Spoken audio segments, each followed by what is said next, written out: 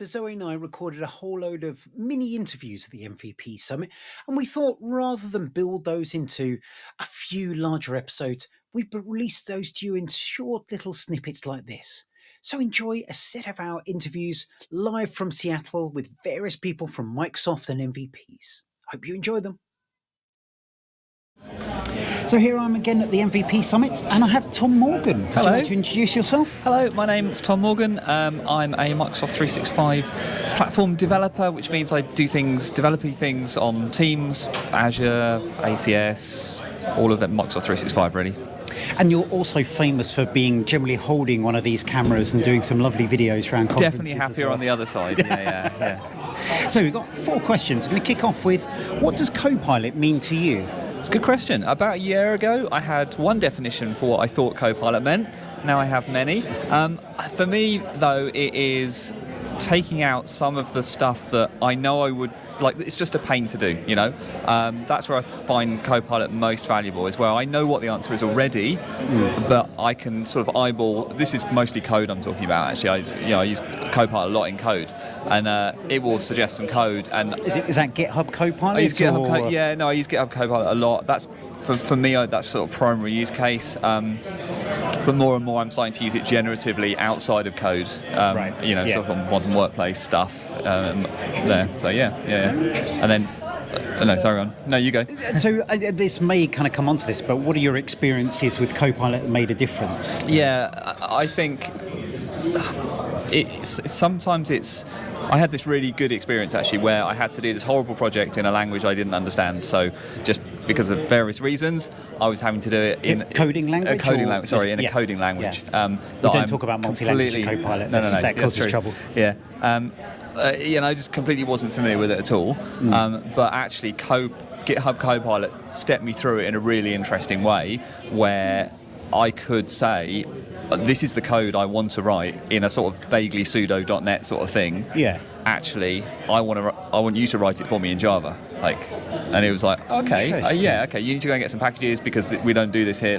And then it would look like this, and which was actually really, and to the point of like, which packages do I need to go and get? Well, you've got some options. You could do this, you could do that. Yeah. So actually, as a developer who has very little experience other than doing it at University of Java, I could go and figure that stuff out. So actually, that was really interesting. That's intriguing, because we talk a lot about leveling the playing field in the kind of M365, but it's doing the same in the developer bit. So interesting. So is there anything that you're worried about when it comes to Copilots?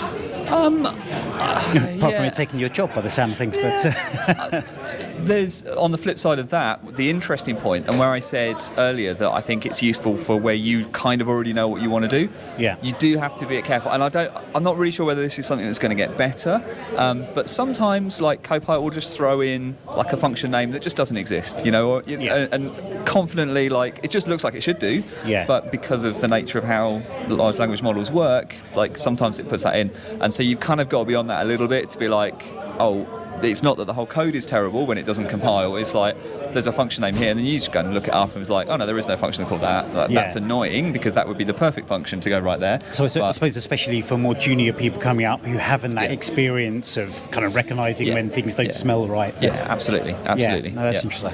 And so on the flip side, what are you most excited about seeing next? Realising that this isn't under NDA and you can't give anything too much away. Yes. I am excited for plugins in Copilot. I think they're very cool. Doing lots of playing around with those. I think that's really interesting.